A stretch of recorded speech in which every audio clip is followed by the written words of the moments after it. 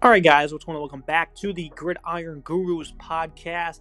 Today in the lab, we'll be discussing the news going down with the New York Jets, with Aaron Rodgers and Davante Adams' likely departure, what it means for those two individual players, and of course, what it means for the Jets as a franchise moving forward. There'll be some predictions at the end of the episode and what will happen with those respective entities. First, we'll dissect what went wrong here for the Jets. We're going to start with Aaron Rodgers. When he had great years in Green Bay, coming off of an MVP type season, the Jets went ahead and made the trade for him as Green Bay shifted to Jordan Love, and it was a pretty healthy trade in terms of what it costed the Jets. They swapped first round picks, 23 second and sixth round, and then a 2024 second round pick as well, and that's what they acquired for a significant amount of capital for the New York Jets to give up in terms of future capital. The only thing that they're going to be missing is a third rounder in this upcoming draft due to the Davante Adams trade, which we'll get to. It seems that it was kind of up in the air that maybe he would return to the Jets with a new regime change. Aaron Glenn coming in, potentially wanted a veteran quarterback that kind of bridged him into the future. And according to Jay Glazer, that appears that's not going to be the case, as they're probably going to make him a post-June 1st, cap casualty. Only $14 million dead cap, $35 million will be deferred to next year. So, there's no great way out of this for the Jets in terms of cap. They're going to feel the pain pretty immensely. If they cut him now, I think it'd be like, the full 49. So they're going to wait till post-June 1st and then go ahead and move that money to next year. So, that's the good news, in that regard. They would not be able to do that, here in March when free agency opens. That would absolutely destroy them in terms of cap. So that's going to be the consequences there. It's pretty significant, especially since, Rodgers is going to be playing elsewhere. In terms of this past season, of course he had that, torn Achilles early on in, 4 plays into the game when he first got here. And that was unfortunate. That was a significant step back for Rodgers, setback for this entire franchise. It invested a lot into him. And so, I think that kind of set him up for failure a little bit, just not the same players we're accustomed to seeing. This is a guy who, had good numbers, though. Almost 4,000 passing yards, 28 touchdowns, 11 picks statistically. That's a good year. But throughout the season, you just didn't see the same accuracy, didn't see the same command of the offense, the same snappiness in his throws wasn't exactly there. His ability to make plays on the move. This is still a guy who has high intelligence when it comes to playing football, but for the most part, those are the things that went wrong with him and the Jets. There's plenty of weapons around him. It's kind of a mid-level offensive line now. I know it's nothing crazy. This is a team that just struggled to manufacture offense for a majority of the season. They had a couple good games, against like Tennessee, New England, Jacksonville, the season finale against Miami. That's where a bulk of his numbers really came from. This team, of course, had plenty of close losses. It had a 3-game losing streak at one point. Before that win over Jacksonville in November, December, where they were all coming down to 5 points or less. 6 or less. That is the game against Miami. Went to overtime. They lost that one on a touchdown. So there's a lot of heartbreakers throughout the year. 3-point loss to New England, Buffalo as well. Close game against Minnesota. You had the 1-point loss. It was a big embarrassment. Against Denver, that was really bad. Throughout the year, though, this team just struggled to manufacture offense, couldn't win those close games, couldn't really step up and be clutch as a football team.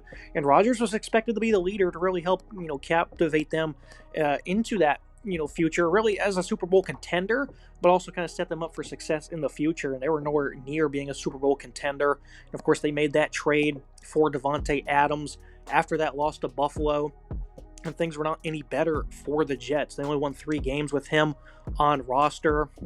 Sending that third-round selection is pretty heavy, especially for a team that has a lot to work on in terms of offense, because they're likely going to get rid of Davante Adams. Garrett Wilson, it doesn't appear he wants to be back, so he'll be moving on eventually. Offensive line, of course, still needs some retooling. And, of course, the quarterback position is going to be a big question moving forward. For Davante Adams, this is a guy that still, can play at a high level, I think. Probably not like his Green Bay days, but he was also expected to come in and add some juice since, him and Rodgers had such great familiarity. And that just did not seem to be the case one bit. On the stat sheet, he certainly had some good games, but he was also expected to come in and, add that, said juice to this offense, and he really didn't. That great second half against Jacksonville, had 198 and 2 touchdowns in that game, had 100+ against Miami. That was good, but he was commanding a lot of targets, and, it wasn't always pretty. Only 31 yards in that bad loss to Arizona throughout the year. Just, games where he's commanding a lot of targets, not putting up a whole lot of production, really not threatening the defense too much. This is still a good receiver, though. I think that someone's certainly going to covet his services for the Jets. It was just a bit of a disaster all around, and of course they invested a lot into these two guys, bringing the duo back. The team was in a pretty bad spot when they acquired Adams, so of course the thought was that they can come in and boost up this unit while the rest of them come along with it. That just did not happen one bit, as they could not win football games. Like, again, played a lot of close ones, but this offense, despite having these lofty veterans that have been very productive in their careers, just could not put it together, and most of that really starts with Aaron Rodgers and just the inability to show the command of offense he did in Green Bay. I think the injury certainly could play a part in that, because major leg injuries can really hurt your confidence, especially when it comes to playing the quarterback position, where you have to have mobility, you got to be able to move around. And that's something that's a big part of Rodgers' game. At least it was in the past, where he could be a dual threat playmaker. And now the Jets are going to be moving on. Cap consequences for Davante Adams. This is why we assume he's going to be cut. They're going to save almost $30 million with his release or trade. Seems it would be better for another team just to let him be cut and sign them to their own deal. If they want to send a late-round draft pick, though, they could certainly acquire him if they're eager and they don't want to, get into a bidding war with that. So I could potentially see somebody like a contender shooting a late-round pick for Adams. Final year of his deal, though, so they can cut him and have limited cap consequences. If anything, this is going to be highly beneficial. Saving $30 million to use in free agency would be great for them. Moving forward to what is going to be next for the Jets, Rodgers and Adams. Dissecting the quarterback for New York is a big problem right now, because you don't have too much in free agency you can be confident in. When it comes to the draft, next year looks pretty abysmal. Nobody really has first-round grades on the current guys. Cam Ward, Chitter, Sanders, of course, are at the top of the list. And people have, mixed reviews of them. And for the Jets, they're not really in the market for that. I think if you send, a gold ransom to Tennessee, they'd be looking to move that number 1 overall selection. I'm not completely sold that they're going to take a quarterback, even though my mock suggested they would. I think that's certainly kind of up in the air. So you could throw a lot out there. I think Woody Johnson really likes Shadur. Sanders, of course, this is a guy that I think would be great for one of the New York teams. He can handle the spotlight, no problem. He can be that star in the Big Apple. And, of course, I think it would somewhat solve the Jets' problem, at least moving forward, and giving him opportunity to showcase he can be great at that position.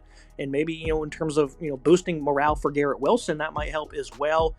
On roster, Tyrod Taylor, he's probably going to be your starter next year. That's how it's currently looking. And, of course, this is before they make any moves. But Tyrod Taylor, I think, will be a respectable starter, 36 years old. He's not a bad player one bit. He's always been a respectable guy that can, do spot starts for you or come in relief. Then you have Jordan Travis from Florida State, and then Adrian Martinez, two guys from college coming off, rookie seasons, 26, 25 years old. They're not really going to be much into the fold. Maybe one can impress in the preseason. Those guys will be battling for roster spots, but in terms of starting potential, likely not there. Both those guys are dual threat players, though, as is Tyrod Taylor. So you got 3 dual threat options. You're looking for a more traditional pocket passer to really, take this offense to the next level. But I think right now maybe a dual threat type of athlete is kind of what the Jets need to, get all facets involved and kind of keep defenses on their heels.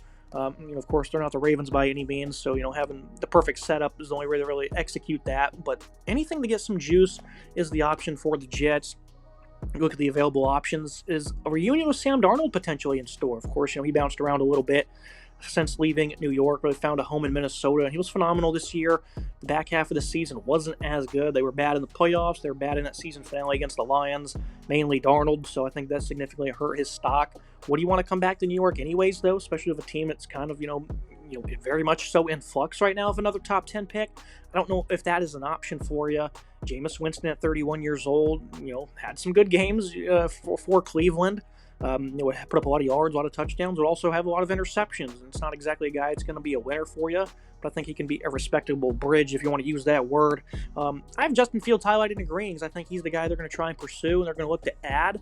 I think Pittsburgh, that's probably going to let him go, and they're going to opt to roll with Russell Wilson. He wasn't given too great of an opportunity last year. Once Russell Wilson came back, Fields did pretty solid in his couple of starts while Wilson was on IR getting healthy. And I think this makes sense. This is a guy you could probably sign for $15, $20 million a year over a 2-year span. Just throw him in there, see what he can do. This is a guy that's still very young, has showcased he has an immense amount of talent. He has an NFL-type arm. He has great speed as well. Some of the situations he's been in haven't been the greatest, and of course he hasn't done himself any favors with his sporadic play at times. I think Justin Fields would make the most sense because, it really depends on the vision. Do we want to win now, or do we kind of just want to, lay low and develop our football team under Aaron Glenn? So And I think Justin Fields sits into both categories. He could potentially help you win now, but he could also help you develop, as a young guy, potentially prove to be the future. I've seen Darnold, for example. Baker Mayfield's done that. There's plenty of guys that have, had to bounce around for a little bit before they finally figured it out. And I think Fields, it's worth, a lot of untapped potential there. I think it's worth taking a flyer on. What's the prediction for the two, stars they're going to be leaving them? I think Davante Adams going to the Chargers makes a lot of sense. This is a team this still needs weapons. Ladd McConkey was a great breakout star for them. He really impressed in the pre-draft process last year for the Chargers. He's emerged as a star early on. You look at a guy in Quentin Johnston who still just cannot figure it out. He's not really emerging as a top playmaker for them. So I think Adams going to the Chargers would be great for Justin Herbert, an offense that, you saw what happened in the playoff game. They really needed guys that could make plays.